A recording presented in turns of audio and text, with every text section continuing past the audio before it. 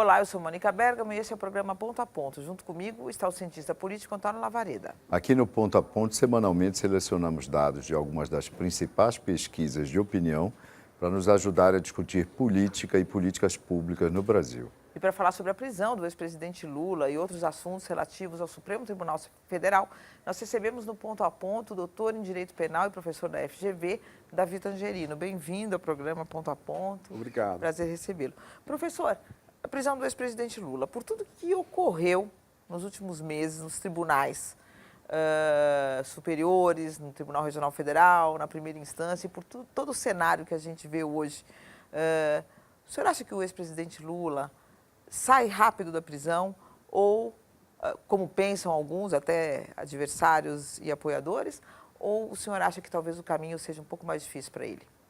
Pois é, Mônica, eu acho que os indícios são que ele vai ficar um bom tempo preso mesmo. Ele poderia ser colocado em liberdade por dois caminhos, digamos assim. Um caminho ordinário, que é começar a pedir a liberdade de novo para o Moro, TRF4, STJ, STF. Bom, essa avenida a gente já viu aonde leva, né? Ao famoso 6-5, que tem sido repetido tantas vezes, né? A alternativa a isso seria alguma dessas ações já direto no Supremo que pudessem repercutir na liberdade dele. Sim, ações gerais que beneficiariam todos os presos. Ele, inclusive. E ele, inclusive. Não seria algo dele, né? Exato. A que está mais... As ADCs comentadas. Pois é, a que está mais madura para se discutir isso é a ação direta de constitucionalidade. São duas, na verdade, 43 e 44. Em que aí um pedido de liminar formulado pelo PEN, né, pelo Partido Ecológico Nacional, mas que também já está causando um imbróglio, quer desistir, não pode desistir, etc. Mas eu, como já tive a oportunidade até de compartilhar com você em outra ocasião, acho que a ministra Rosa, em liminar, não vai mudar a posição dela, né? Uhum. Ela já deu um indicativo ali da importância da estabilidade, da jurisprudência constitucional. E num caso de liminar, que é uma decisão provisória, ela tem mais um argumentinho aí para não mudar, que é justamente isso. Qual é a emergência de mudar agora um tema que há 3 anos já vem sendo decidido de uma determinada maneira?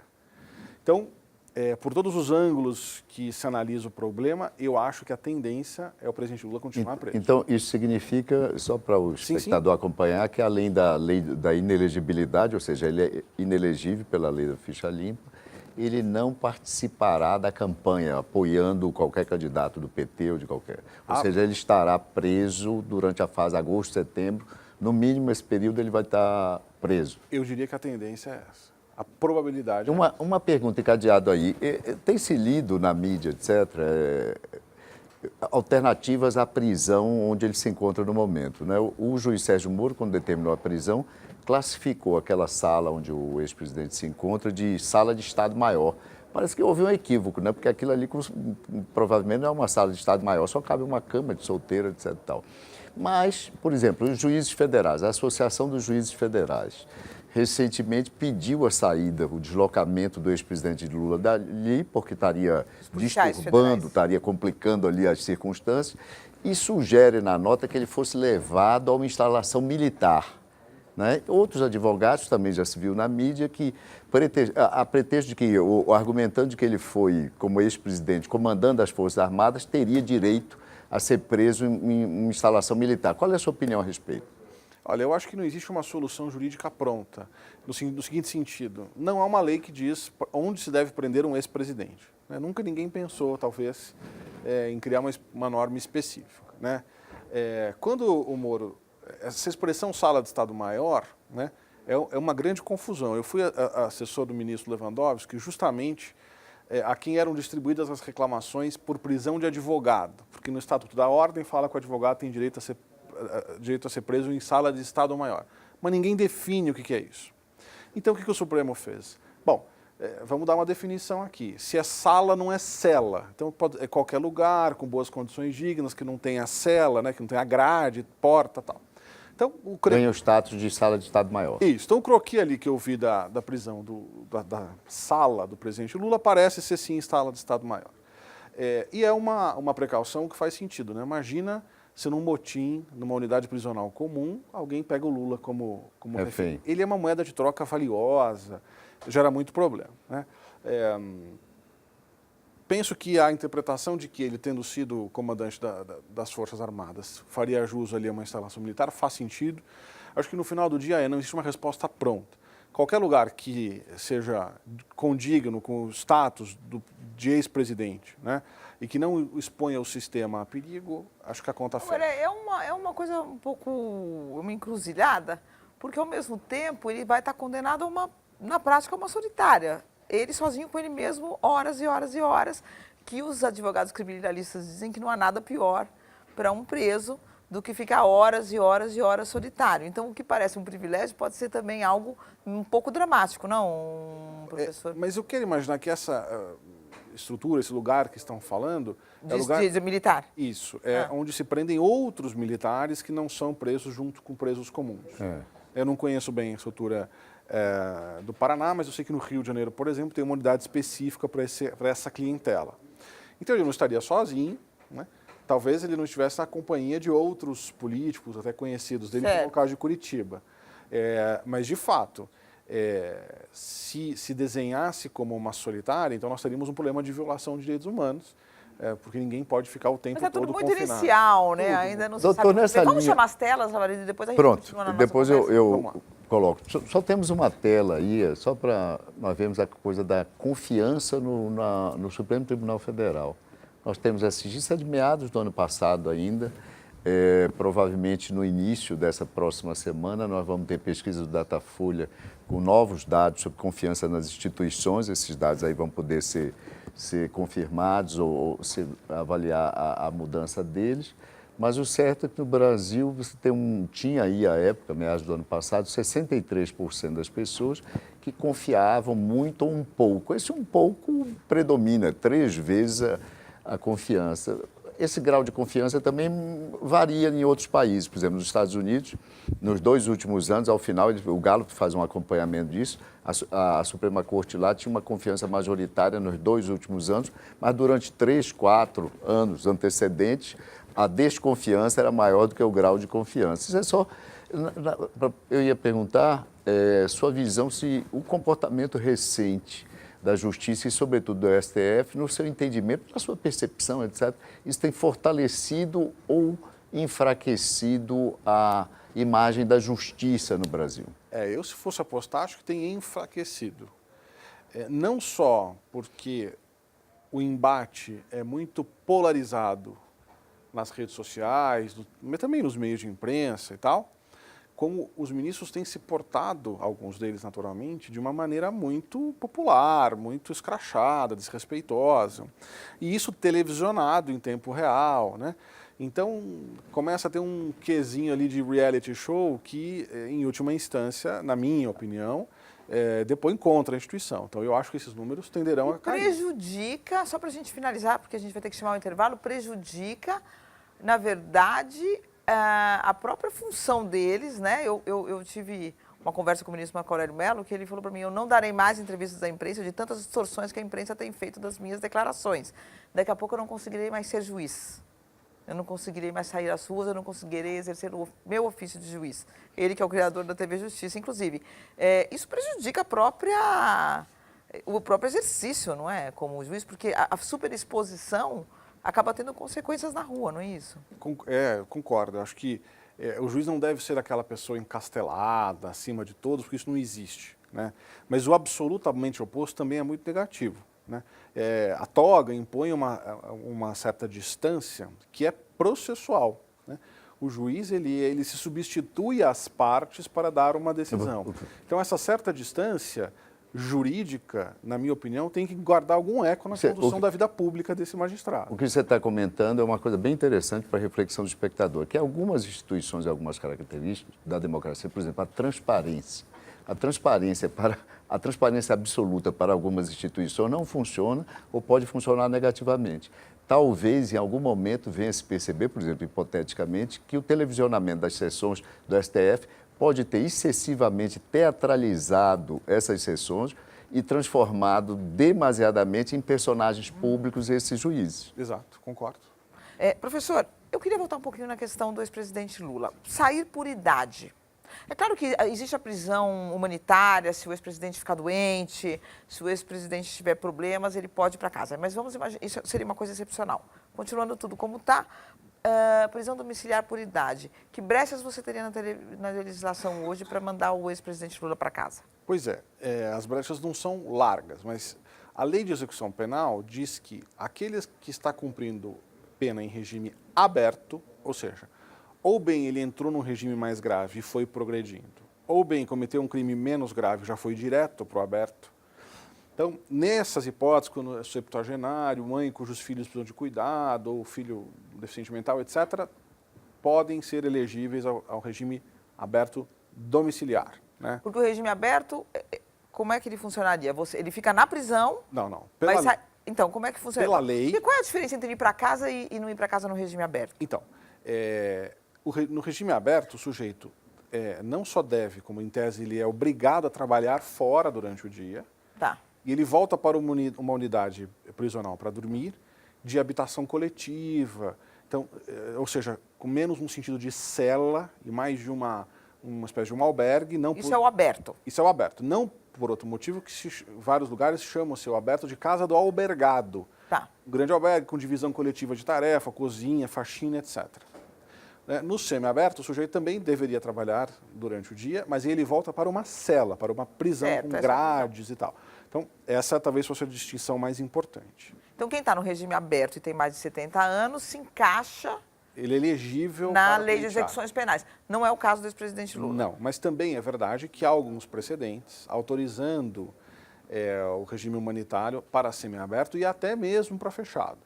Mas nesses casos, em regra, não é só por causa da idade. Então, junto com a idade, uma condição médica que recomendasse isso. Né?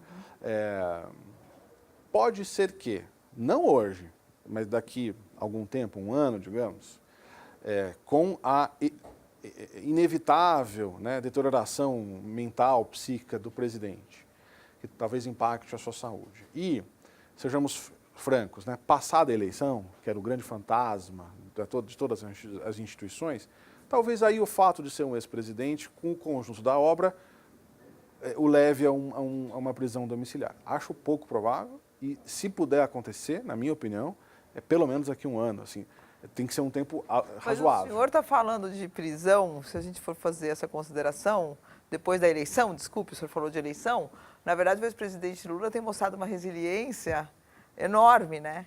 Então, quer dizer, ele continuaria sendo fantasma para a próxima eleição. Daí muitas pessoas acreditarem que, na verdade,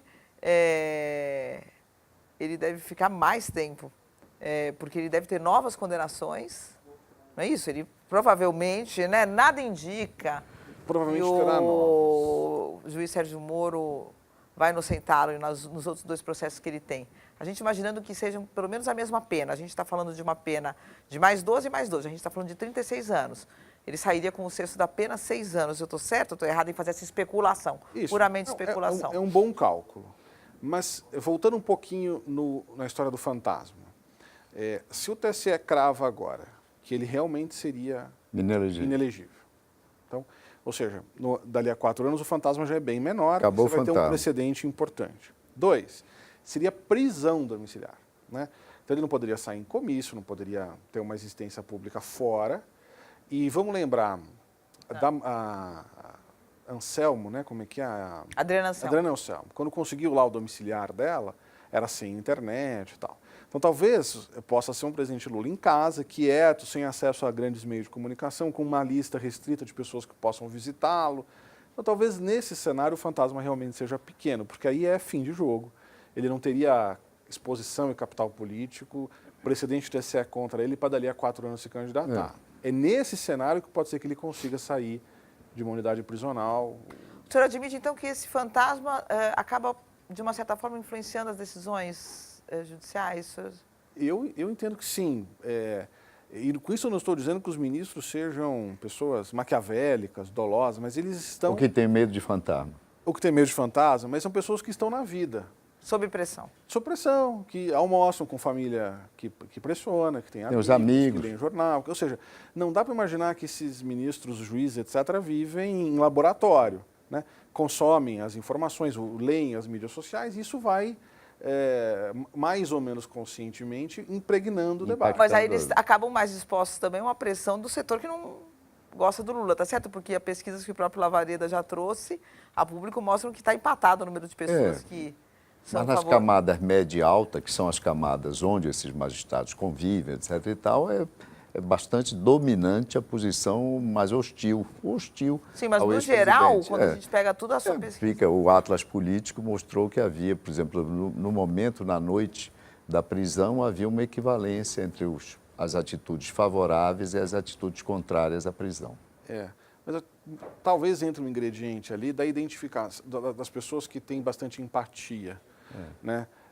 Mesmo quem um mês antes não fosse tão favorável ao Lula, no dia que a coisa acontece, né, aflora ali um sentimento de humanidade, de empatia, que daqui a um mês talvez dissipe de novo. Uma solidariedade, etc. E tal. Mas, doutor, nós vamos ver agora 2 telas aí para alimentar a nossa conversa.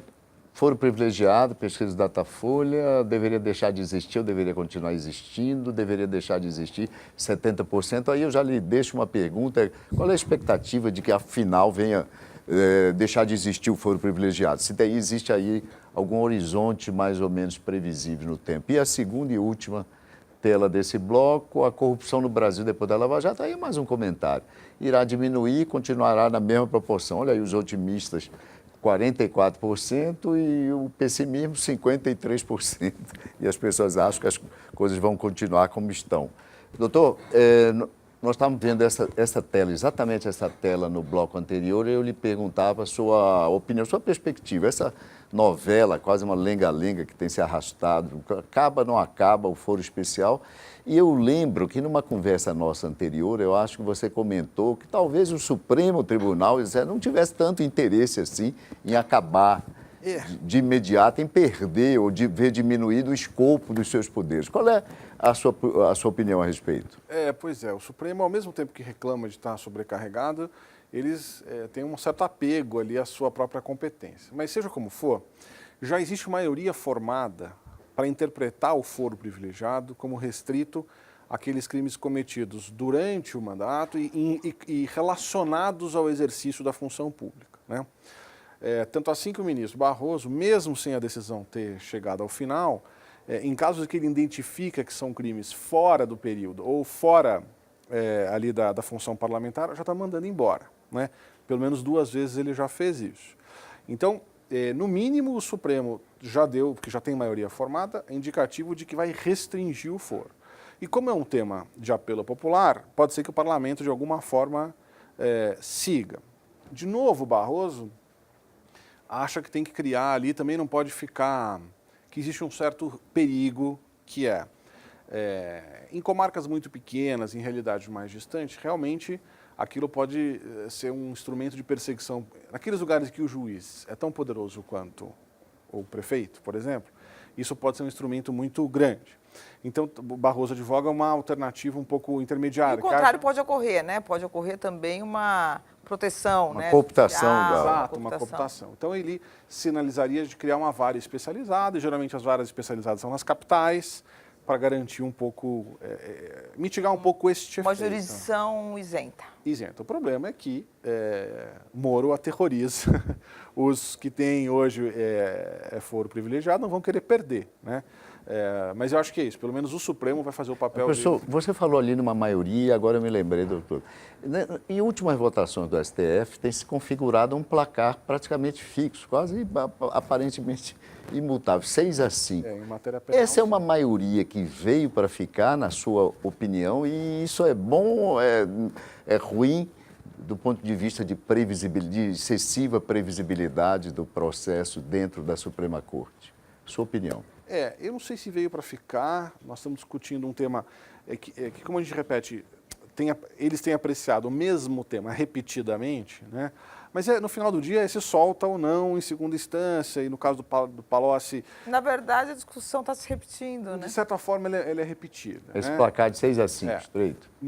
Agora, descolado do tema que nós estamos discutindo, temas reiterados 6-5 mostram, me sugere uma corte muito rachada, né? Que não fosse a ministra Rosa, por exemplo, que aparentemente expressa ali uma preocupação com a continuidade, gera muita imprevisibilidade. Para onde vai o 6-5? Né? O ideal é que, de maneira mais reiterada, pelo menos, as decisões fossem mais majoritárias, que dessem um certo sentimento de corte. Né? Por isso que o 6-5 repetido me passa uma sensação ruim do ponto de vista institucional. Mas não há nada de errado nem legal com isso. Né? Apenas que quanto mais coesa a corte nos temas, mais os indicativos jurídicos seriam mais, digamos, estáveis, né? mais sólidos. Professor, tem uma questão que os próprios ministros debatem lá e ouviram a voz das ruas, né? Então, o ministro Gilmar Mendes, para se contrapor ao ministro Luiz Roberto Barroso, fala o que seria ouvir das vozes das ruas. O que o senhor acha disso? Como é que dá para ouvir as vozes das ruas em questões judiciais? Se é isso mesmo que o ministro Luiz Barroso está falando, Luiz Roberto Barroso fala, e como é que o senhor vê essa questão do Supremo um pouco mais conectado e permeável à opinião a opinião pública? Pois é. O ministro Barroso tem advogado ali um papel civilizador do Supremo, né? Ou vanguarda iluminista, como ele colocou em alguns textos. Né? Acho que o ministro Gilmar exagera nas cores da crítica, né? Invoca o precedente nazista, né? Do Espírito Volksgeist, do São Sentimento do Povo Alemão, etc. Evidentemente, Barroso não é um nazista. O que me parece que o Barroso esteja sugerindo, ou a premissa do Barroso simplificadamente é a seguinte: existem temas que estão interditados no parlamento, né? Drogas, aborto, etc. Que, se o Supremo não tomar uma posição de vanguarda, portanto de ativismo, setores da sociedade vão estar subprotegidos. Né? Talvez aborto e drogas sejam exemplos um pouco mais polêmicos, mas ele usa um que é fácil de vender, que é a união homoafetiva. Se dependesse ali das bancadas conservadoras, esse tema não decolaria no Congresso. Isso seria o que na teoria se chama o papel contramajoritário de uma Suprema Corte, ou seja, contra posições predominantes, para se contrapor uma tirania da maioria da opinião pública. É um desdobramento, até porque, em tese, o papel contramajoritário decorre diretamente da Constituição. Né? Barroso está dando um passo além. Porque na nossa Constituição, família era, pelo menos, homem e mulher. Né? E aí o Supremo tinha um pepino, que é como é que nós vamos...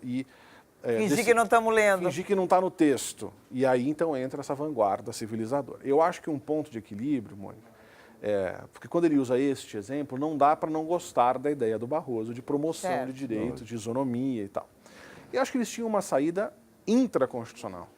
Quer dizer que essa norma da Constituição que definia a família era incompatível com o artigo 5º, mas eles entendem que não existem normas constitucionais inconstitucionais. Mas tudo bem, essa é um debate.